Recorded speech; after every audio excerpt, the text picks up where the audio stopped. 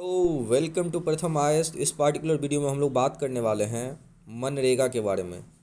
महात्मा गांधी राष्ट्रीय ग्रामीण रोजगार गारंटी अधिनियम, दैट इज़ मनरेगा। ठीक है, तो जानने की कोशिश करेंगे कि एक्चुअली मनरेगा न्यूज़ में क्यों है और कुछ इम्पॉर्टेंट कंसर्न्स। जैसे आपको पता होगा कि बहुत सारे स्टेट गवर्नमेंट, स्पेशली जो हमारी सेंट्रल रूलिंग गवर्नमेंट के अपोजिशन में है, वो सब सारी स्टेट्स के जो गवर्नमेंट है वो ये बोल रहे हैं कि भाई अब जो है ना सरकार मनरेगा में फ़ंड जारी नहीं करती। और देखेंगे कि एक्चुअली सेंट्रल गवर्नमेंट इसके पीछे क्या रीजंस बताता है और अभी जो करंट में न्यूज़ है वो भी जानने की कोशिश करेंगे। तो जैसा कि आप यहाँ देख रहे हैं कि कुछ मैं पहले यहाँ पे कंसर्न बताना चाह रहा हूँ कि सबसे पहला पॉइंट तो यहाँ पे ये है कि आप यहाँ पे देख सकते हैं कि Amarjeet Sinha led panel on मनरेगा restructuring to submit report in 3 month. तो सेंट्रल गवर्नमेंट ने अमरजीत सिन्हा, जो फॉर्मर जो है ना, आपको एक तरीके से पीएमओ में प्रधानमंत्री के एडवाइज़र हुआ करते थे, उनके नेतृत्व में जो है ना एक पैनल गठित की है। और सेंटर का मानना है कि हम अब मनरेगा को कुछ रीस्ट्रक्ट करने की कोशिश करेंगे। क्योंकि रीजंस क्या है यहाँ पे कि सेंटर देखा है हाल ही में कि बहुत सारे प्रॉब्लम्स यहाँ पे आ रहे हैं। पहला तो आप यहाँ पे इम्पॉर्टेंट, मैं आपको कुछ आर्टिकल्स दिखाना चाहता हूँ। जैसे यहाँ आप देख सकते हैं, Rajasthan rated as a leading state on मनरेगा पैरामीटर, मतलब सबसे अच्छा अगर आप देखोगे तो गवर्नमेंट के हिसाब से जो है ना राजस्थान सबसे अच्छा कर रही है। और इसमें इम्पॉर्टेंट क्या है कि जैसा आप जानते हो कि मनरेगा के अंदर जो है ना 100 डेज का फंड अलोकेट किया गया है एज ए गारंटी रोजगार के तहत। तो राजस्थान में अनोखा क्या है कि अगर मान लीजिए कोई particular house hold 100 day complete कर लेता है under the MNREGA, that is a employment scheme, that a kind of flagship scheme. तो राजस्थान गवर्नमेंट ने बोला कि भाई हम एडिशनली 25 दिन का एक साल में हर एक हाउस होल्ड को देंगे अगर वो 100 डेज ऑफ मनरेगा कंप्लीट कर लेता है तो। बट ये तो पॉजिटिव न्यूज़ है मनरेगा वर्कर के लिए। लेकिन गवर्नमेंट जो है ना कुछ यहाँ पे निगेटिव भी है। क्या रीज़न है मैं आपको बताता हूँ। देखिए, जो भारत सरकार है, मैं आपको ये आर्टिकल थोड़ा आपको लगेगा कि अजीब है, आप यहाँ पे मुझे रूरल हाउसिंग स्कीम के बारे में क्यों बताते हो। तो देखो, सेंटर ने क्लियर्स किया, मतलब भारत सरकार ने क्लियर्स किया 8,200 crore rupees for Bengal under rural housing scheme. अब मैं आपको इसलिए इसको दिखा रहा हूँ क्योंकि मैं आपको जस्ट मनरेगा के बारे में बता रहा हूँ। रीज़न क्या है? रीज़न ये है कि this financial year central government ने क्या किया था, स्टॉप कर दिया था releasing money to the state under the various scheme, जैसे मनरेगा, पीएम आवास योजना। इस सब में सेंटर ने फंडिंग जारी करना जो है ना बंद कर दिया था। क्यों? क्योंकि उसमें गवर्नमेंट को लग रहा था कि रैम्पेंट करप्शन हो रहा है एट द लोअर एंड। क्या हो रहा था? करप्शन हो रहा था, भारत सरकार को ऐसा लग रहा था। ठीक है, और एक और नीचे न्यूज़ आर्टिकल है बिहार के रिलेटेड है कि थाउजेंड्स ऑफ मनरेगा workers not paid as centre lacks in providing timely fund. मतलब यहाँ पे तो मेन कंसर्न मैं आपको यही दिखाना चाह रहा हूँ इस पार्टिकुलर आर्टिकल से कि भारत सरकार को कहीं ना कहीं यहाँ पे कुछ घोटालेबाजी यहाँ पे नज़र आ रही है। और उसी के कारण से यहाँ पे जो है ना एक आपको एक तरीके से बोल सकते हैं ये जो आपको सिन्हा लेड कमेटी है। और दूसरा यहाँ पे कि इंडियन गवर्नमेंट ने बताया कि भाई देखो, मुझे ऐसा लग रहा है कि अंडर द मनरेगा जो है ना जो फंड रिलीज करनी जानी चाहिए थी स्टेट्स को फ्रॉम गवर्नमेंट ऑफ इंडिया, वो अब हमारी बजटरी एस्टीमेट से ज़्यादा हो चुका है। और शायद रीजंस कि इस पार्टिकुलर एम्प्लॉयमेंट जनरेशन को जो है ना डिमांड क्रिएशन बना दिया। जो स्टेट गवर्नमेंट है ना वो डाइवर्ट कर रहे हैं यहाँ पे काम को कि अपने कुछ स्कीम को बंद कर दिया है और यहाँ पे वो मनरेगा के तहत काम करवा रहे हैं। एंड दैट इज़ क्वाइट मैं भी ऐसा फील करता हूँ कि कुछ स्टेट में आप जाओगे जहाँ पे जो है ना देखोगे कि एग्रेसिव फॉर्म में जो है ना specially in metropolitan area rampant आपको रीस्ट्रक्चरिंग देखने को मिलेगा, साफ़ सफाई, जो छोटी छोटी काम होती है अंडर द मनरेगा। And even that should be done through some special state related scheme. लेकिन होता क्या है यहाँ पे कि siphoning of money from one scheme to another scheme. ठीक है, तो इस पार्टिकुलर वीडियो में हम लोग इसी के बारे में जानने की कोशिश करेंगे। बट बिफोर स्टार्टिंग मैं आप लोगों के लिए एक एमसीक्यू लेकर के आऊँ, आप लोग एमसीक्यू सॉल्व कीजिए। Regards to GDP deflator there is a two statement. First है it is a broader measurement of price behaviour because it includes all goods and service produced. और दूसरा है it is computed on quarterly basis along with the GDP estimate. आपको बताना है क्या केवल पहला स्टेटमेंट करेक्ट है, दूसरा स्टेटमेंट केवल करेक्ट है, या दोनों है, या दोनों में से कोई नहीं है. चलिए अब जानते हैं हम लोग इस पार्टिकुलर कमेटी के बारे में. तो जैसा कि आप जानते हो यहाँ पर देख रहे हैं कि जो सबसे the Sinha led committee former rural development secretary जो अमरजीत सिन्हा हुआ करते थे उनके नाम पे जो है ना इस पार्टिकुलर कमेटी को बनाया गया है. इस कमेटी का जो है ना जो काम होगा वो क्या करेंगे, वो various factors behind the demand for MNREGA work के लिए रूल रीजन ढूंढने की कोशिश करेंगे कि एक्सपेंडिचर ट्रेंड जो है ना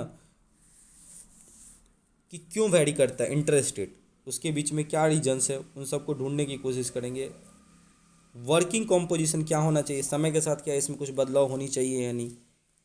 और इन्हें 3 महीना दिया गया है कि आप इस सारी चेंजों को जो है ना देखिए और फिर हमें रिकमेंड कीजिए कि इसमें करना क्या है. ठीक है, अगर आप terms of reference of committee की बात करो तो इन्हें आर्ग्यूमेंट देना है. It will look at the argument that cost of providing work has also shoot up since the scheme first started. कि भाई यहाँ पे जो है ना पहले जिस तरीके से लोगों को यहाँ पे केवल एम्प्लॉयमेंट जनरेट करने के लिए यूज़ किया जाता था, अब यहाँ पे जो है ना कॉस्ट ऑफ प्रोवाइडिंग वर्क मतलब काम करने की भी जो वर्किंग प्रोवाइड वो भी जो है ना यहाँ पे बहुत ज़्यादा हो चुका है. तो एक पार्टिकुलर तरीके से इसको रीस्ट्रक्चर किया जाए ताकि जो है ना जिनको नीड है वही यहाँ पे काम करे. साथ ही साथ जो है यहाँ पे कॉम्पोजिशन ऑफ वर्क की भी बात की जाएगी. ठीक है, कि क्या ये वर्क इंडिविजुअल बेसिस पे दिया जाए या एक कम्युनिटी लेवल पे दिया जाए. ठीक है, अब मैं जानूंगा यहाँ पे हम लोग कोशिश करेंगे कि मनरेगा क्या होता है. तो यहाँ पे बहुत सारे आपको आर्टिकल में आप देखोगे ना न्यूज़ में बहुत सारे आर्टिकल कि मिस अप्रोप्रिएशन ऑफ फंड हो रहा है यहाँ पे. तो ये सारी चीज़ें जो है ना हम लोगों ने इशूज़ तो देखा, अब जानने की कोशिश करते हैं कि मनरेगा होता क्या है. तो जैसा आप यहाँ पे देख रहे हैं मनरेगा दुनिया की सबसे बड़ी रोजगार गारंटी सबसे बड़ी रोजगार गारंटी कार्यक्रमों में से एक है.